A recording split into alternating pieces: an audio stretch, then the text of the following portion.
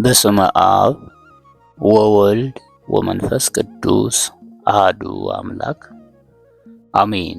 ቤተ ክርስቲያናችን ታኅሳስ 23ን ከሰማዕቱ ቅዱስ ጊዮርጊስ ወርሃዊ በዓል በተጨማሪ ዕረፍቱ ለዳዊት ንጉሠ እስራኤል ብላ ታከብራለች። ዳዊት ማለት ሕሩይ ማለት ነው። ወአልዓልኩ ሕሩይ እምሕዝቤ እንዲል በመዝሙር 88 ቁጥር 19 አንድም ልበ አምላክ ማለት ነው። ረከብክዎ ለዳዊት ወልደ እሴይ ብእሴ ምእመነ ዘከመ ልብየ ተብሎ ተነግሮለታልና። ዳዊት ትውልዱ ከነገደ ይሁዳ ነው። አባቱ እሴይ እናቱ ሁብሊ ይባላሉ። ሁብሊ መልከ መልካም ሴት ነበረች። ከጎረቤታቸው ያለ ጎልማሳ መልኳን እያየ በሐጸ ዝሙት ተነደፈ። እሴይ የእሷን ፈቃድ እንደሆነ አውቆ መንገድ እሄዳለሁ ብሎ ስንቁን ይዞ ወጣ። የሄደ መስሎ ከዚያው ውሎ ሲመሽ በልብሱ ተሸፋፍኖ ድምፁን ለውጦ ያንን ሰው መስሎ ገብቶ ከእሷ ጋር አድሮ ጎህ ሳይቀድ ወጥቶ ሄደ። ዳዊት በዚህ ዕለት ተጸንሷል። እስመናሁ በኃጢአት ተጸነስኩ ወበአመፃ ወለደተኒ እሜ ማለቱ ቅሉ ለዚህ ነው።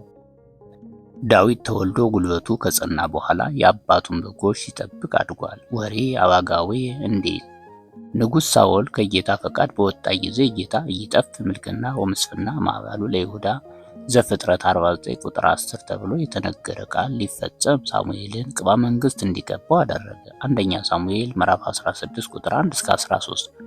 ከዚህ በኋላ በረድኤተ እግዚአብሔር ራእይ ታየው። ጎልያድን በአንድ ጠጠር ገደለ። ግዳይ ጥሎ ሲመለስ ሴቶች ሳኦል ሺህ ገደለ፣ ዳዊት እልፍ ገደለ እያሉ እየዘፈኑ ተቀበሉት። በዚህ ሰዓት ሳኦል ቅናት አደረበት። ነገር ግን አስቀድሞ ምሎለት ነበርና የመቶ ፍልስጤማውያን ሸለፈት ተቀብሎ ልጁ ሜልኮልን ዳረለት። አንድ ቀን ዳዊትን ሊገድሉት ሲማከሩ ሜልኮል ሰምታ ሽሽ አለችው።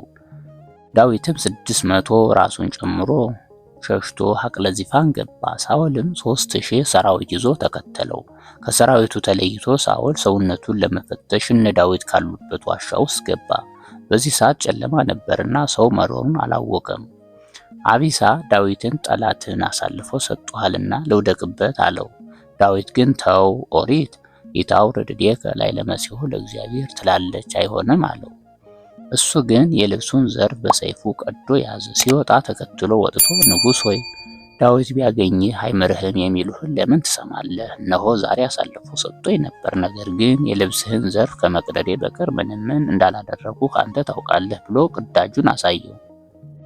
ሳኦል በዚህ ሰዓት ዳዊት ወልድየ ቃልከ ማኅዘኒ እያለ አለቀሰ። በነገሰም ጊዜ ለልጆቹ እንዲራራላቸው ቃል አስገብቶት ወደ ቤተ መንግስቱ ተመለሰ። ዳዊት ግን በረሃውን ሲዞር ቆይቷል። ዳዊት በሐቅለ ፋራን ሳለ ናባል የሚባል ባለጸጋ ድግስ ደግሶ በጎችን አሸልቶ ሲያበላ ሲያጠጣ ብላቴኖቹ ምሳ ላክልኝ ብለህ ላክበት አሉት። ዳዊት ግን ተው፣ አይሆንም ያለ እንደሆነ እጣለዋለሁ አላቸው። ብላቴኖቹም ይህን ያህል ጊዜ አንዲት ጠቦት እንኳ ሳትነካ ከብቶቹን ጠብቀህለት እምቢ ይላልን? ግድ የለህም ላክበት አሉት። ዳዊትም እንኪያስ ሄዳችሁ ንገሩት አለ። እነርሱም ሂደው ቢነግሩት የማን ነው ዳዊት ብሎ አልሰጥም አለ።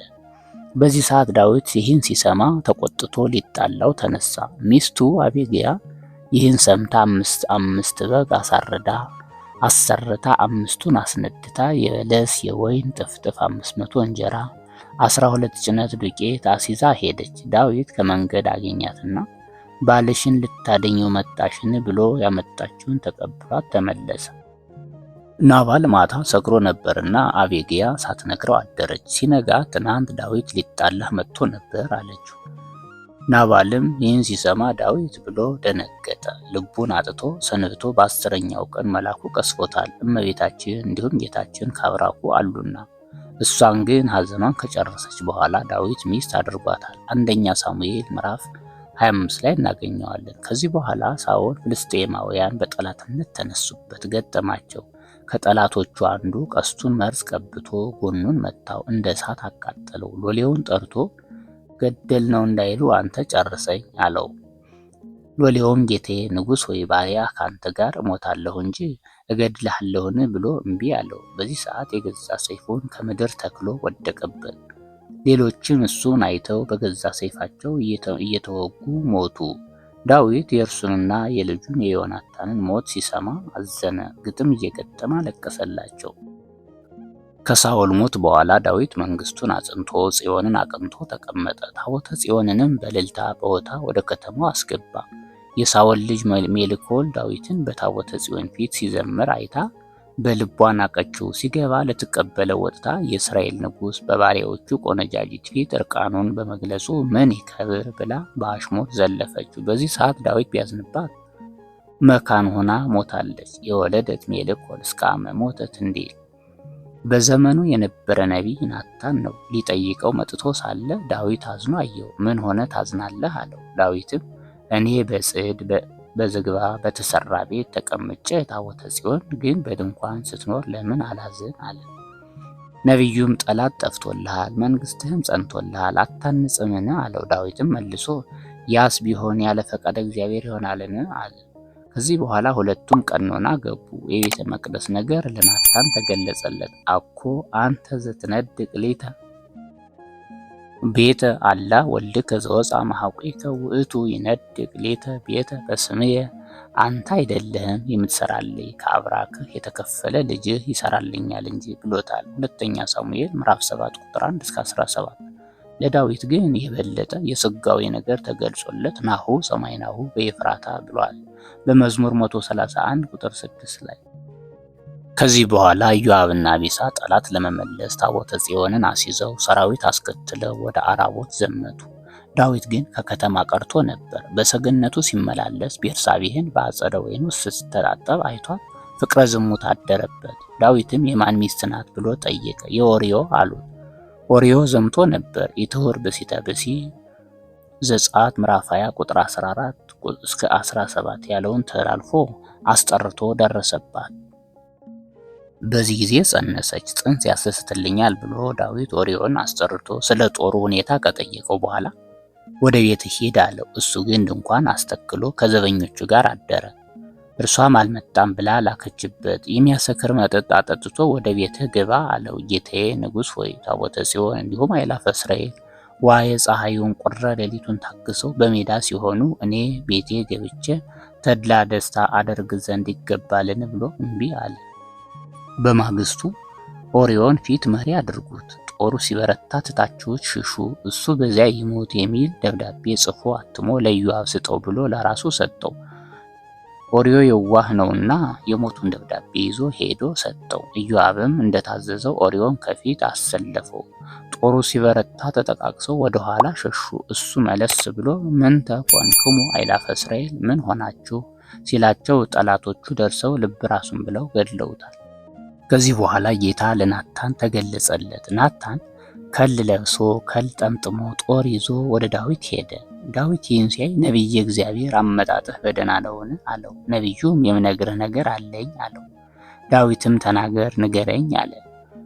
ነቢዩም 100 በጎች ያሉት ሰው ነበረ። ከአንዲት በግ ሌላ ምንም የሌለው ጎረቤት ነበረው። መንገድ ሲሄድ አደራ ሰጥቶት ሄደ። ያ ሰው እንግዳ ቢመጣበት 100 በጎቹን አስቀምጦ የእሱን አንዲት በግ አርዶ እንግዳውን ሸኘበት። እሱንም ለሰው እንዳይናገርብኝ ብሎ ገደለው። በዚህ እግዚአብሔር አዝኗል አለው።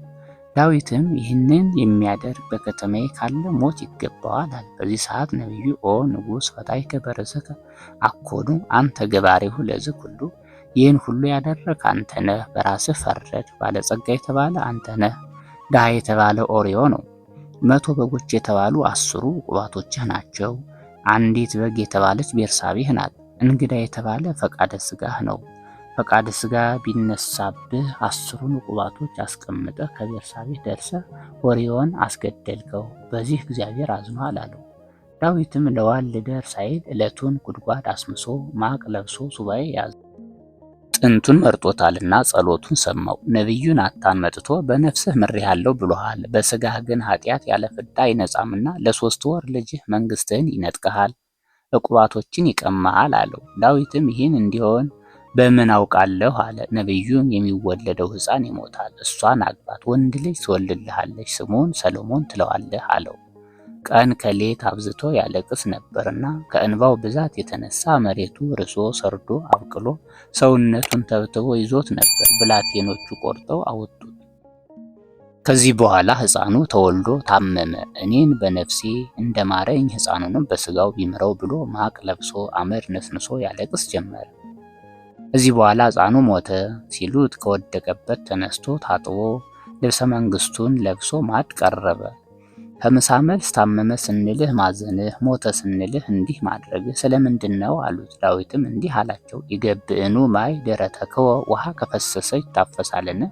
እንዲሁ እኛ ወደ እርሱ እንሄዳለን እንጂ እሱ ወደ እኛ አይመጣም ብሏቸዋል። ከዚህ በኋላ ጌታ የተናገረው አይቀርምና ፍዳን ሊቀበል ሰይጣን የበኩር ልጁ አምኖንን በእህቱ በትዕማር ፍቅር እንዲያድርበት አደረገ። ዮናዳብ የሚባል ያጎቱ ልጅ ሰውነቱ ከስቶ ፊቱ ገርጥቶ ቢያየው ምንት ያደገድገከ እንዘወለ ንጉሥ አንተ፣ የንጉሥ ልጅ ሆነህ ምን ያከሳሃል አለው። እርሱም ፈርቼ እንጂ እህቴ ትዕማርን ወድጃታለሁ አለው። ያም ታመምኩ ብለህ ተኛና አባትህ ሊጠይቅህ መጥቶ ልጄ ብላ ሲልህ በትዕማር እጅ ቢሆን ኖሮ 2-3 እንጎቻ በበላሁ ነበር በለው አለው።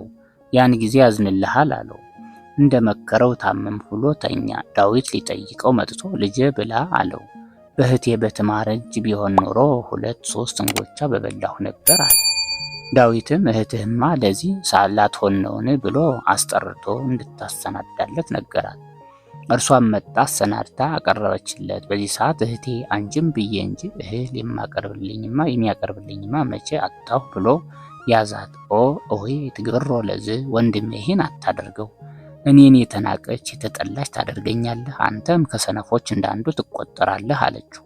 እሱ ግን በግድ ብሎ አስነወራት። ወአቤ ጽል እንተ ጸላ ድህረ እምቀዳሚ ፍቅር ዘአፍቀራ ይላል። ከዚህ በኋላ ግን ፊት ከወደዳት መውደድ ይልቅ ኋላ የጠላት መጥላት ጸና። በዚህ ሰዓት ውጭልኝ አላት። ዛቲ ድህሪታ ተአኪም ቀዳሚታ፣ ከቀደመው የአሁኑ ክፋትህ ይከፋል ተወኝ አለችው። ከዚህ በኋላ ብላቴናውን ጠርቶ አስወጥቶ እንዲዘጋባት አደረገ። እርሷም የለበሰችውን ባለህብር ልብስ ቀዳ አመድ ነስንሳ እያለቀሰች ስትሄድ ወንድሟ አቤሴሎም አገኛት። አምኖን መሆኑን አውቆ ወንድምሽ ነውና አትግለጭበት ብሎ አጽናንቶ ዳዊት በከተማ ያሰራው ቤት ነበረ፣ ከዚያ አስቀመጣት። ከ2 ዓመት በኋላ አቤሴሎም ድግስ ደግሶ ዳዊትን ጠራው። ዳዊትም አስቀድመ ብትነግረኝ መልካም ነበረ፣ አሁን ግን እኔ ስመጣ መኳንንቱ፣ መሳፍንቱ፣ ወይዛዝርቱ ስለሚከተሉኝ ይበዛብሃል፣ አይሆንም አለው። ያም ባይሆን ታላቅ ወንድሜ አምኖን ይገኝልኝ አለ። ይሄድልህ አለው። ከዚህ በኋላ አምኖን በልቶ ሲጠግብ ጠጥቶ ሲሰክር አቤሴሎም ብላቴኖቹን አዝዞ አስገደለው። እሱ ወደ እናቱ ሀገር ወደ ጌድሶር ሸሸ። ዳዊት ለልጁ ለአምኖን አለቀሰለት። ከ2 ዓመት በኋላ አምኖንን እየረሳ አቤሴሎምን እያስታወሰ ሄደ። ቢትወደዱ ኢዮአብ ይህን አውቆ አንዲት የቁሄያዊት ልኮ እርቁን ካስወደደ በኋላ አስታረቀው። አቤሴሎምም ከአባቱ ጋር ከታረቀ በኋላ በሰረገላ ሆኖ እስራኤልን ምን ዳኛለና ይፈርድላችኋል? እኔማ ይህችን መንግስት ጥቂት ጊዜ ባገኛት ቀን በፀሐይ ሌሊት በመብራት ፈርጄ ኢየሩሳሌምን አቀናት ነበር ሲል ሰንብቶ ዳዊትን ለምኖ ስርዓተ መንግስት አስወጥቶ 200 መኳንንት ይዞ አቤሴሎም በኬብሮን ነገሰ እያለ ነጋሪት አስጎሰመ። ከዚህ በኋላ ዳዊት ሰምቶ ነው ንጉዬ እምኢየሩሳሌም ኑ እንሽሽ አለ። ኢዮአብና አቢሳ ግን እንዋጋለን አሉ። ዳዊት ግን ጌታ ልጅህ መንግስትህን ይነጥቀሃል፣ እዋጋለሁ አትበል ብሎኛል፣ አይሆንም ብሎ ተራ ልብስ ለብሶ ተራ ጫማ ተጫምቶ ከከተማው ወጥቶ 3 ወር በጫካ ሲያዝን ኖሯል። ከ3 ወር በኋላ አቤሴሎም ሲዋጋ ሞተ። ዳዊት ወደ ቤተ መንግስቱ ቢመለስ 10 ቁባቶቹን ልጁ አርክሷቸው አገኘ። እስከ ፍጻሜ ዘመኑ ሳይደርስባቸው ቀርቷል። ከዚህ በኋላ ብዙ ጊዜ ቆይቶ እስመ እምፍሬ ከርስከ አነብር ዲበ መንበርከ ያለው ቃል ተፈጽሞለት ልጁ ሰሎሞንን በዙፋኑ አስቀምጦ በነገሰ በ40 ዘመኑ አረፈ። አንደኛ ነገሥት ምዕራፍ 2 ቁጥር 12 እስከ 14። አነሳስቶ ላስጀመረን አስጀምሮ ላስፈጸመን ለልዑል እግዚአብሔር ክብር ምስጋና ይግባው። ለእመቤታችን ለንጽሕተ ንጹሐን ለቅድስተ ቅዱሳን ወላዲተ ቃል ወላዲተ አምላክ ምክንያተ ድኂን ሰዓሊተ ምሕረት ቤዛዊተ ኩሉ ዓለም ክብር ምስጋና ይግባት። አሜን።